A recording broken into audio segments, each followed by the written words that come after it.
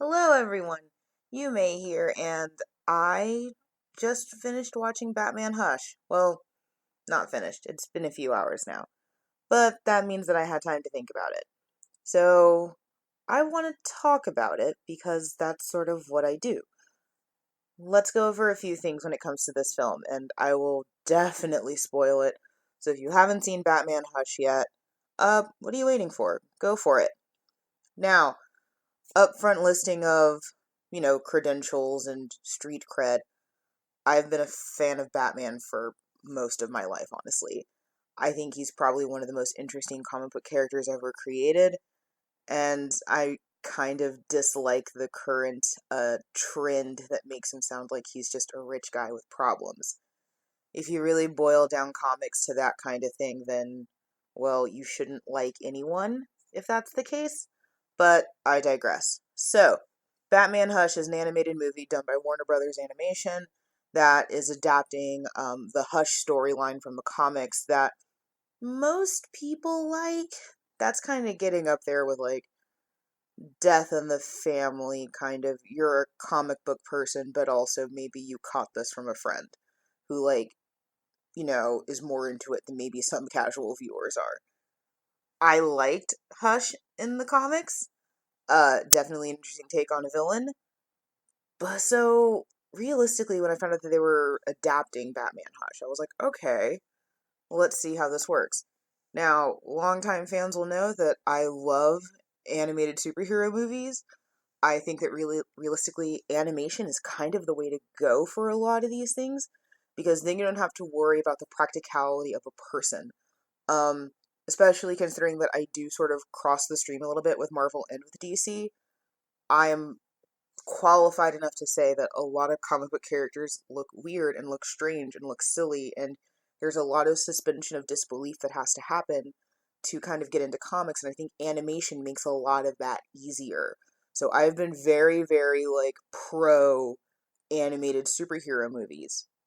Now, the DC ones have been a little bit hit and miss. Some of them are absolute favorites of mine. Others, I think, are trying a little bit too hard. Now that we've had some preamble, let's really get into Hush. We'll go over this the way that I usually go over things. Let's talk about some things that I liked, some things that I didn't like, and then overall first and last impressions. So, some things that I really, really liked. I loved seeing like comic accurate Batman. That Batman the animated costume where it's less black and more gray and more blue was just, I was way too happy about that. I'm a bit of a nerd, so seeing like all black Batman all the time is a little bit frustrating. So it was super, super cool to see that old costume that I grew up with. Also, did not think it was possible. This movie made me dislike Selena Kyle a little bit less. We'll go into my disliking of her more when I talk about things that I don't like. There's a clip in this movie that features Damian Wayne uh, questioning his dad, Bruce, and all of his relationships, going as far as to basically slut shaming his mom, which your leverage on that joke may vary. I think it's great because I love Damian. He's my garbage son, and you will not talk bad about him in this house. The action's great. The animation's really, really fluid. The voice acting is really, really fluid and like solid. I'm a bit of a Mark Hamill stan when it comes to Joker voice acting, but the guy that they got to play the Joker in this movie actually was really, really good.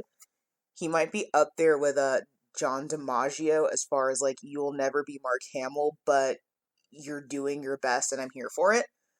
Um, and then as far as just overall characterization and style, like comic accurate costumes, I cannot emphasize to you all enough how much that meant to me. Seeing Harley in her Harlequin outfit, and they even brought back the hyenas. Oh my god, I've missed her hyenas so much. Just, I didn't realize how much I missed kind of comic book accuracy because I think people assume that that stuff looks dumb, which does bring me into a very, very slight neg. I do hate that Selena Kyle immediately upon seeing Harley's older outfit calls it like dated. It actually upset me a little bit. Um, that moves us kind of into the neg. So I'm actually not a huge fan of Batman and Catwoman as a couple. I think as individual characters, they're fine. But I think together, it's kind of weak. Here's the thing with a lot of the animated movies nowadays, they do seem to be desperately kind of tying into the live action movies and to the current comics run. So we just had this whole thing where it was leading up in the comics to Batman and Catwoman getting married, and spoiler for that comic, that didn't exactly work out, and it put off a bunch of people on that pairing because it comes down to this whole, well, Catwoman realizes that if Bruce Wayne is happy, he'll stop being Batman, and it's cheap and a cop out, and I hated it. Um, so their relationship in Hush, you kind of just don't really buy it because you know in the comics that that doesn't work. And there's this dumb subplot that apparently Selena Kyle doesn't know that Bruce Wayne is Batman, but she thinks that she's two-timing Bruce Wayne with Batman. That's a trope as old as time, and I still think it's stupid. I thought it was stupid when they did it with Val Kilmer. I still think it's dumb. Bruce Wayne is high up there as far as like DC characters, similar to Clark Kent being Superman, that I don't know how people still have a shock that they're the same person. I get it, suspension of disbelief. I just think it's silly. Um, Honestly, their relationship is the most distracting part of it for me, and I think it's one of the weakest aspects of the movie. That's just me personally. I might be being a bit of a harsh judge, but I wasn't really sold. Additionally, some of the dialogue does feel like particularly meta and pointed. Like again, Selena Kyle negging on Harley Quinn's outfit is a little bit like that. Uh, Batman resorts to like full on name calling at the end when he's battling Hush, and it just seems really like, who is this movie for? What is this writing? Um, it also does this like really unforgivable sin of trying to make me care too much for a rando. Um, so the whole kind of what sets really the ball in motion of Batman Hush is Bruce Wayne loses a friend of his who's a surgeon. And we meet this character, which, full disclosure, I've already forgotten about, like early in the movie. And then he's kind of basically fridged. Like, he's immediately murdered. And there's just all this emotion, and it just breaks Bruce Wayne, but we don't know who this guy is. Now, I get it. He's a plot point at that point. His death is a plot point, but we don't spend enough time with him to really make that feel like it's earned or valid. My counterexample to that is like in Justice League Gods and Monsters, where the main antagonistic force for Vampire Batman, we spend an ungodly amount of time with him. Hell, we spend too much time with him. So when we see his arc kind of like finish off and we discover that like he's actually the villain and all, we've spent so much time with this character that you can buy it and that you can see it. This dude in Batman Hush basically just got fridged, and we're supposed to feel like Bruce Wayne is really like hung up over this. Considering that, yeah, there's not that many people in Bruce's circle like that, it does feel a little like, who is this dude and why do we care? So that was a bit of a like weird pill to kind of swallow for me.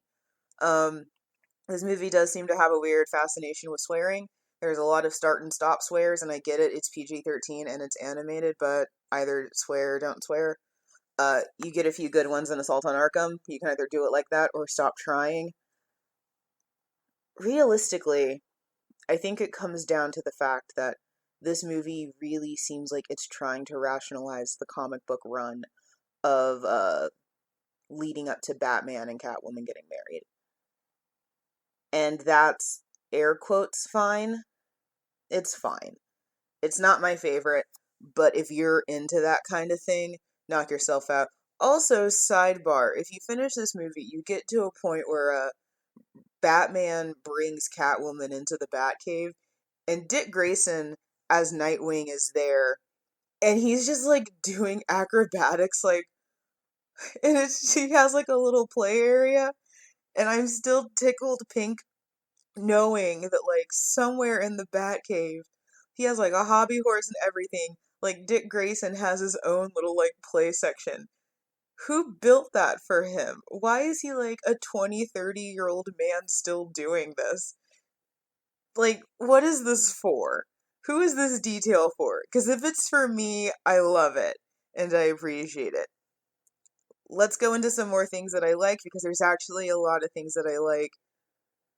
I really loved how they did the Joker, and I really liked how they tested Batman in this because I feel like a lot of these movies are good tests for Batman. Realistically, most of the Batman run is less about Batman saving the day and more about how the world interacts with Batman. So watching him kind of have to deal with things like love and responsibility and relationships and choosing to ignore your son because you have a date kind of thing, all of those things are factors. And I like it. I do like it. Um Hush does start to fall apart for me a little bit in the middle, where it becomes a giant like love letter to Bruce and to Selina.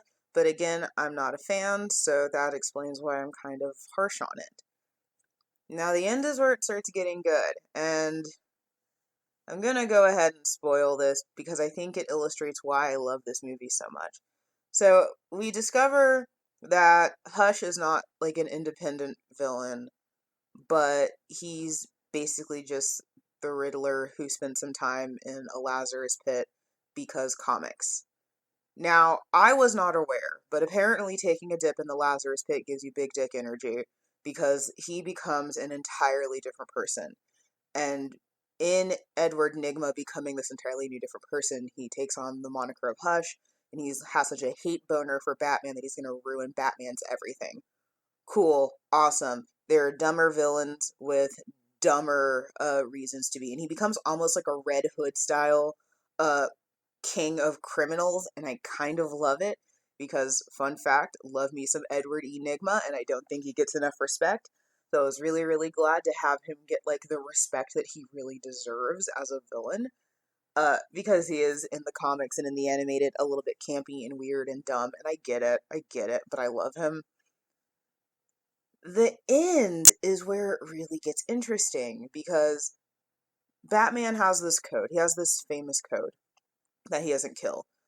You confront it a little bit actually in an earlier detour where they have to visit Metropolis for some reason, and Batman has to snap Superman out of like a weird poison ivy thing. I didn't even talk about that because I thought it was weird and silly. And again, like it alludes to Batman v Superman a lot, and it was kind of boring, and I didn't like it. Um, but Batman has this code, and he's had this code forever, and the biggest thing on that code is that he doesn't kill. And that's actually gotten him into a lot of trouble in the past. Let's tie that back in. At the end of Batman Hush, in an attempt to rescue Selina Kyle, who has been captured because obviously she's the love interest and she's in very, very real danger of being fridged like most women who matter in comics. Um, well, of course they win and they overcome the Riddler, Hush. And right as Bruce is trying to lift the Riddler back up, because, Molten Pit of Fire Death, again, comic book movie, the whole building is coming down. It's crazy. It's about as Batman Mask of the Phantasm as you can get. And, like, Batman is desperately trying to save the Riddler. And Catwoman is just sitting there watching him dumbfounded. Like, what are you doing, you monumental twit? To the extent that Catwoman takes the initiative, severs the cord that Bruce is trying to use to rescue the Riddler, lets the Riddler die a flaming death, and Batman chastises her about it. Batman actually gets angry with the woman that he loves because he tried to save the life of a criminal. And there's this whole discussion outside of the burning wreckage of this building where Batman is like, you didn't have to kill him, it didn't have to end this way, why'd you do this? And Catwoman is just so tired, and she's like, you don't get it. It's like, what is the point? And of course, to which Bruce responds, essentially, he could have been saved. Well, Selina sees through that immediately, and it might have been one of the few moments that I was like, okay, you go, girl. Because here's the thing with Bruce's code. This actually reminded me almost directly of one of my favorite moments in Under the Red Hood, where Jason Todd has to confront Batman about the fact that he let the Joker live. That his code mattered more to him than really taking out someone who consistently hurt not just Gotham, but the Bat family. Because especially if you look at the way they position the movie Under the Red Hood, then the Joker has already done the acts of the Killing Joke, which is shoot Barbara in the, well, metaphor. And then, as of then, Death in the Family, where he's murdered Jason Todd with a hecking darn crowbar. But for some reason, Bruce thinks that there's some rehabilitation and refuses to take him out like an animal. Now, if you're big on Batman's code, cool. I personally think that it's important, but I also am not too big of a Batman fan to criticize it. And it's that desire to maintain the code, even though it's flawed and stupid and boring and just does not make sense, is what kind of ends the honeymoon phase for Selina and Bruce. And I really respect that. Because I increasingly have been critical of that code looking at Batman as narrative. Yeah, you can't rehabilitate someone like the Joker. You can't rehabilitate someone like the Riddler. There is no rehabilitation for these people. They're not going to get better. And continuing to let them live is really only hurting everyone else. And it goes back to that whole idea that kind of floats around in the Batman mythos that really Batman is the more pathological one. He needs these villains to have something to do, and if he doesn't, he's kind of out of a job and a purpose. So I liked that it ended on that note. I do think that the action was great. I think the voice acting was great.